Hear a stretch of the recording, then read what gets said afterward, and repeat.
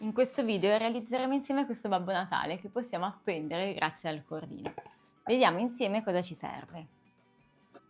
Questo cerchio di cartone si può prendere ad esempio da un rotolo di Scottex, 20 fili rossi da circa 35 cm ciascuno, questa è una corda string da 3 mm e così facciamo il cappello con anche questo cordino dorato.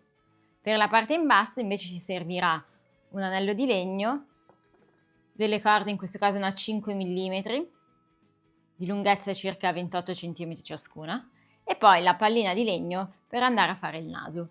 Iniziamo insieme dal cappello. Prendo ciascuno dei fili rossi, lo piego a metà e lo vado ad agganciare all'anello di cartone. Con questo nodo bocca di lupo rovescio e tiro. Stessa cosa faccio con anche gli altri fili, quindi piego, lo vado a inserire e tiro. Pian piano che tiro li avvicino uno all'altro.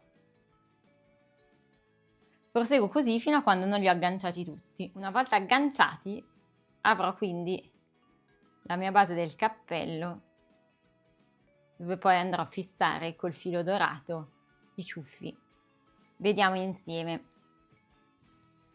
Decido quale sarà il mio davanti del cappello, quindi se ho deciso questo, tiro bene le mie frange così da raggrupparle, prendo il filo dorato da circa 40 cm e vado a fare un nodo a impalmatura piana, cioè fermo l'asola in questo modo e giro attorno 1, 2, 3 e 4 volte. A questo punto vado a inserire la mia estremità qua dentro, prendo quella superiore, tiro e ho così bloccato questa parte. Prima di fissarla completamente vado a tirare bene i fili rossi in modo tale da renderlo simmetrico, perché vedete adesso tirando magari si sposta più di qua o di là. Noi lo sistemiamo tirando uno a uno i fili. Tirati tutti i fili avrò così creato il mio cappellino.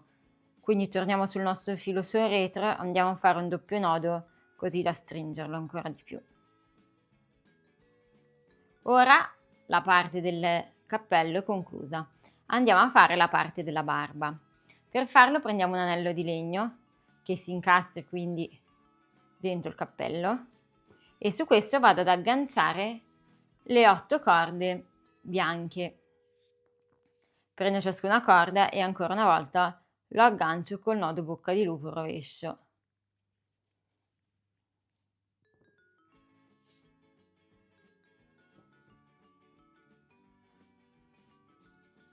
E così faccio anche per le altre 6. Agganciate tutte e 8, avrò così creato la mia barba che dovrebbe incastrarsi sul cappello. Andiamo ora a mettere questa pallina di legno per fare il naso. Per agganciarla posso usare sia la colla, sia per essere certa che non si vada a staccare, invece divido a metà le mie frange. Prendo un altro cordino bianco più sottile da circa 50 cm e lo vado ad agganciare qua a metà tra le 8 corde bianche, quindi 4 e 4, con un nodo sempre bocca di lupo rovescio. Lo nascondo con le corde adiacenti in modo tale che sia schiacciato dentro. Dopodiché vado a inserire la pallina di legno qua. Aiutarmi posso utilizzare un pezzettino di scotch di carta, così le mie estremità sono fisse, e vado a inserire nel buco della pallina. Voilà! Tolgo lo scotch di carta e a questo punto qua in mezzo vado a fare un nodo in modo tale da rendere teso il filo, che poi praticamente si nasconderà. Quindi uno da un lato, uno dall'altro, l'estremità, e vado a fare un nodo che si fisserà a metà del mio anello, nella parte centrale. Faccio anche il doppio nodo così sono certa. E ho così creato questa parte.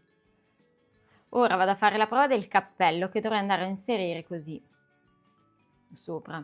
Per agganciarlo, prima di tagliare i fili che non devo, vado a sistemare la lunghezza delle frange qua in alto, come se fosse un pompon, in modo tale da tagliare della lunghezza che voglio, anche 2 dita va bene.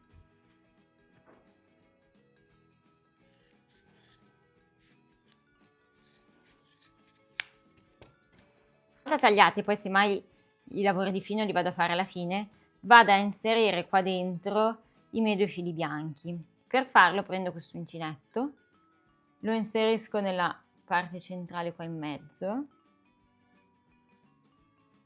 e vado così a prendere i 2 fili bianchi che tirando si andranno a inserire nella parte centrale qua.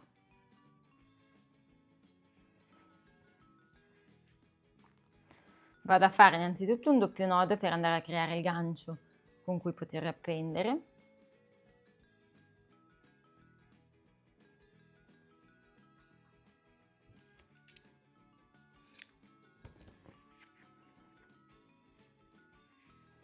E poi posso andare a sistemare nuovamente bene la lunghezza del cappello ora che praticamente è bloccato sul mio supporto. Ora lavoro la parte delle frange. Per prima cosa posso accorciarle più o meno della lunghezza che voglio, quindi se così sono troppo lunghe posso andare la forma un po' a U, dopodiché le vado a pettinare. Quindi magari facciamo il taglio più grosso adesso, così che si rendano tutte della lunghezza che più ci piace. Con l'aiuto di un pettine adesso le vado tutte a pettinare.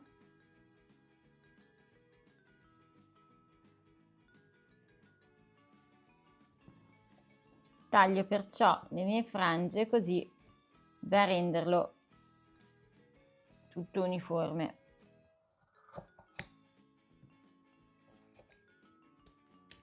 Ho perciò concluso il mio gnomo Babbo Natale come più ci piace. Grazie per aver visto questo video, spero vi sia piaciuto. Ciao!